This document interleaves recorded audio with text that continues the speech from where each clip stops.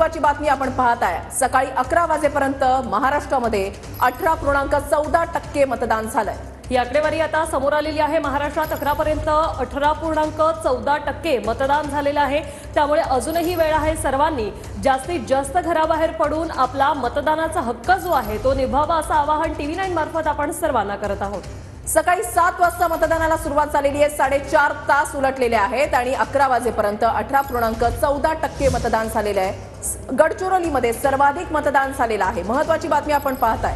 संपूर्ण महाराष्ट्रात आतापर्यंत 18.14% झाले आणि यामध्ये गडचिरोली सर्वाधिक मतदान झाल्याची बातमी सध्या समोर आलेली आहे। अतिदुर्गम भाग म्हणून गडचिरोली ओळखला जातो, मात्र गडचिरोलीमध्ये सर्वाधिक मतदान झालेलं आहे। सकाळी 11 वाजेपर्यंत 18.14% मतदान झालेलं आहे।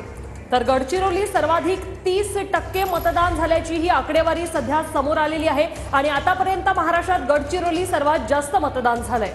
एकूण किती टक्के मतदान महाराष्ट्रामध्ये आतापर्यंत झालेलं आहे तर सकाळी 11 वाजेपर्यंत 18.14% मतदान जो आहे ते झालेलं आहे। मतदानाचा टक्का वाढावा यासाठी सर्वांकडूनच आवाहन केलं जातंय। TV9 मराठी सुद्धा लोकांना आवाहन करतंय, नागरिकांना आवाहन करतंय, मतदारांना आवाहन करतंय की तुम्ही घराबाहेर पडा, आपल्या मतदानाचा हक्क बजावा।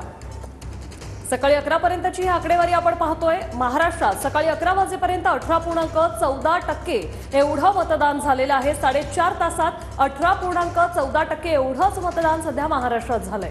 सकाळी 9 वाजेपर्यंतचा आकडा होता तो म्हणजे 6.61% आणि आता 11 वाजेपर्यंत 18.14%।